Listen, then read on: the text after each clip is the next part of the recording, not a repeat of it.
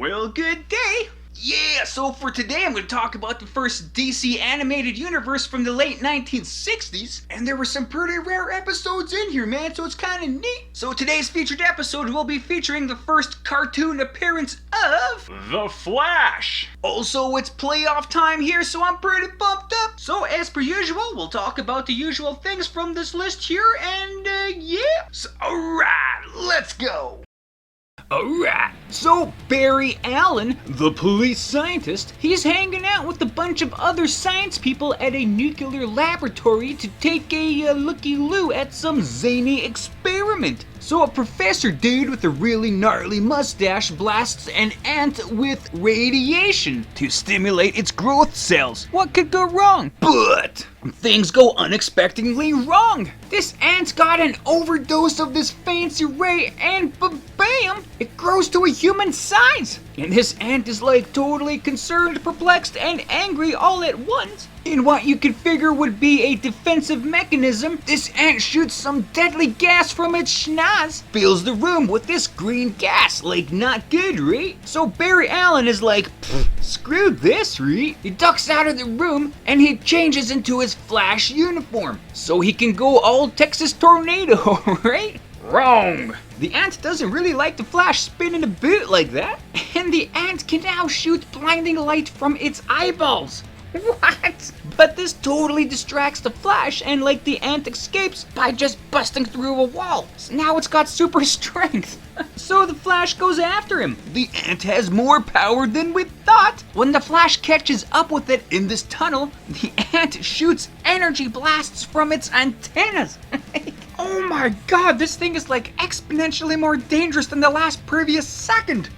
So the Flash has to duck and cover, allowing the ant to escape. Speaking of, like, Flash is the fastest man alive, right? Like, boom, can just cruise out like a crazy speed, man, and he's having a hard time keeping up this super insect. So now we can add super speed to its arsenal of powers, like, man. So when the Flash finally catches up this ant, man, the ant shoots this green goo from its nose, and, well, it hardens really quick, and it encapsulates the Flash in this harder-than-rock-like substance. So he's totally screwed, right? nay! To the astonishment of two local farmers, Flash just vibrates at incalculable speeds and shatters this snot rock and is free. So the ant with its newfound super speed is like totally gone. The Flash just follows its path of destruction and finds out that it's heading towards this hydroelectric plant which is on a dam. This thing is in the ant's way, so the ant's gonna destroy it, right? Not if the Flash can help it.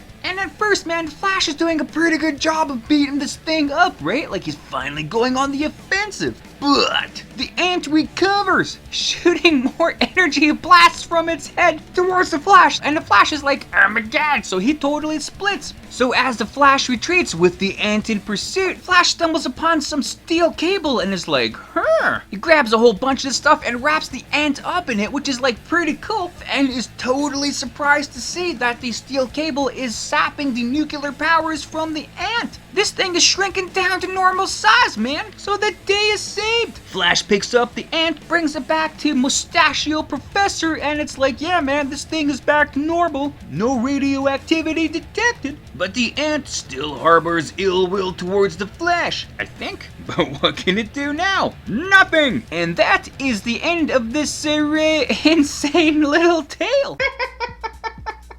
That is like one of the most bizarre superhero cartoons I've ever seen. And I guess it would just be the whole presentation of it because, it's a 7-minute long episode and it's written for kids, so like it is what it is, right? Like it was just a constant bombardment of what this ant can do, and just when the Flash thought he had everything figured out, like boom, right? Like he got some more powers that just you couldn't even anticipate. Like blinding lights from his eyeballs, man.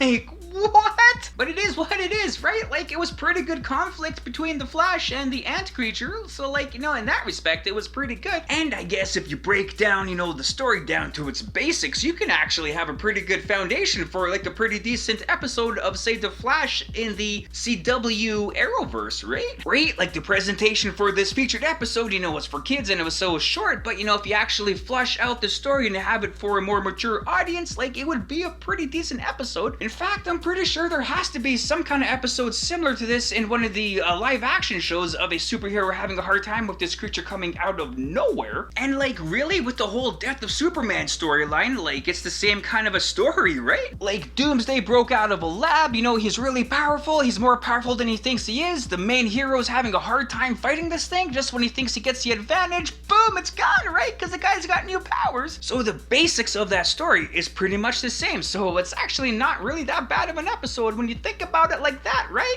Right? Makes sense to me anyway. So yeah, all in all, a pretty good episode for a storyline. They did what they can do, and you know, I guess I just wasn't prepared for the whole vibe of the episode, man, because it just totally kind of threw me off when I first watched it. I was just like, oh my god. But if you can check it out, yeah, do it up. And let's go see what else we can dig up with the Flash and all those other things. Okay, so this cartoon is showcasing the second incarnation of the Flash. That, of course, being Barry Allen, who is a forensic officer for Star Labs. And this cartoon just touches on those facts, like just ever so slightly, right? But I guess that's all you need to know. His name is Barry, he's a cop, and he runs fast, right? Like that's about it. So the first incarnation of the Flash, his name was Jay Garrick, and he was from the golden age of comics, man. Right, like he first debuted in Flash Comics #1 in 1940. And then boom, we get to the Silver Age of comics. And for DC Comics, a lot of things changed in that time.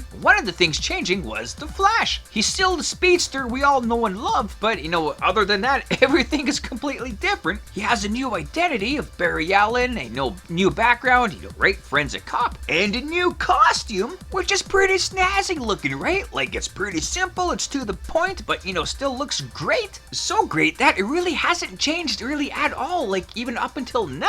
Well, in this featured episodes, they did make some tweaks kind of here and there. Sometimes in animation, they'll change a costume just to make it kind of, you know, easier for the animators to work with. And I do believe that was the case with this Flash cartoon here. So, in the comic books, the Flash has a lightning bolt zigzag kind of a design for a belt. But for the cartoon, they're like, you know what? No way, man. That's just, you know, kind of too dynamic. We can't do something that fantastic. So they just gave him a straight line for a yellow belt. I guess that's hip. Also, like for his gloves in the comic book, they're red with that kind of a zigzag lightning bolt in yellow, you know, on the glove kind of ends, you know, kind of there. But for the cartoon, they just changed his gloves to just pure yellow, so it kind of matches his boots, but doesn't look quite as good.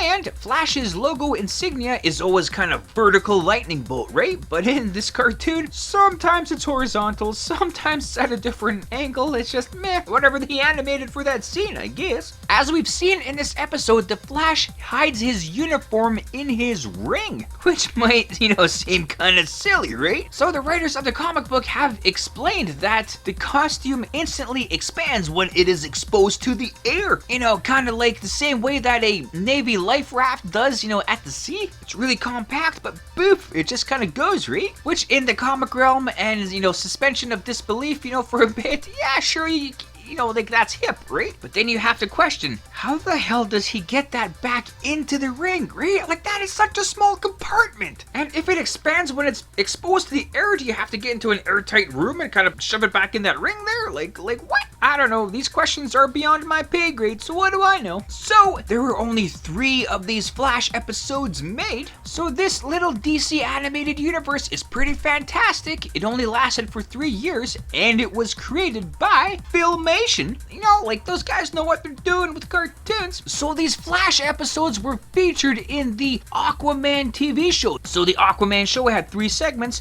The opening and closing segments were Aquaman, but the middle segment of the show was, you know, a who's who of DC Comics, right? So that's where you had these 3 Flash episodes. There were also 3 episodes for a bunch of other characters like Green Lantern, Hawkman, the Atom, etc., etc. So it was pretty cool to kind of highlight a whole bunch of other characters, like in whatever way they could, right? So yeah, good on them. And yeah, so this Flash cartoon is an original story. It wasn't really taken from any of the comics, you know, like again, like a 7-minute little segment. You really can't fit a whole comic story into that. I guess you could, but would it really kind of lose something of the story? Probably. But yeah, so that's pretty much all I got for that stuff now, and I guess other than that, that's that. Also, I'm trying out one of those Instagram accounts, so if you want to check it out, I'll have the link in the description below. Right on, and there you go. So thanks for watching the video. I hope you liked it as much as I did making it. Also, feel free to check out the source material that I featured in this video, and if you want to leave a comment on anything you may have liked or things I might have missed in this, feel free to do so, or anything else, just to say hi. That's cool too. And other than that, have a great day. Thanks.